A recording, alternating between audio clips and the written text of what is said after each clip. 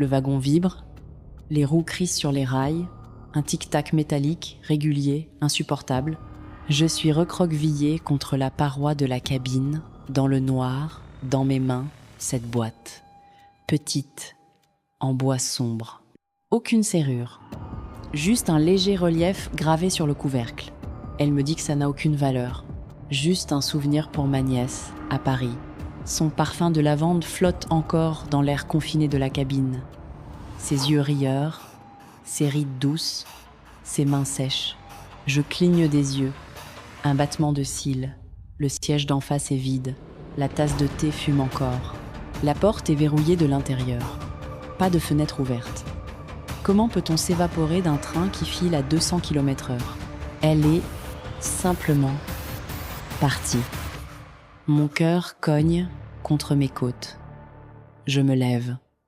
Je dois trouver le contrôleur. Je tends la main vers la poignée de la porte coulissante. C'est là que je les vois, l'ombre. 2 paires de chaussures noires, très lourdes, qui bloquent le passage sous la fente de la porte. Immobiles. Ils n'avancent pas. Ils attendent. Je retiens mon souffle. Je recule dans le noir. Pourquoi moi ? Je suis un inconnu. Je secoue doucement la boîte contre mon oreille. Ça ne sonne pas comme des bijoux.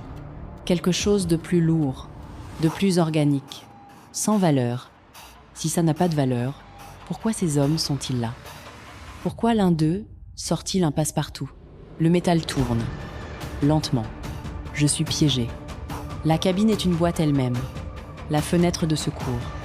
Le bouton rouge. Je l'écrase de toute la force de mes paumes. Le mécanisme résiste. La vitre cède enfin en basculant vers l'extérieur. L'air de la nuit m'asperge. Un vent glacial, monstrueux.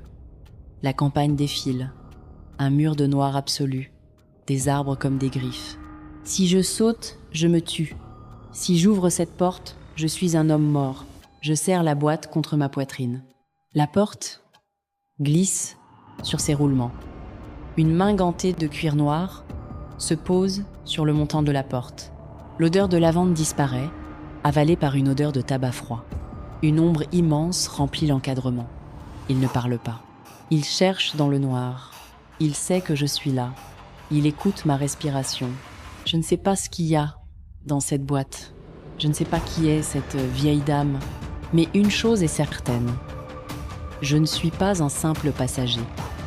Je suis le messager. Et c'est mon dernier voyage. Merci d'avoir partagé ce cauchemar.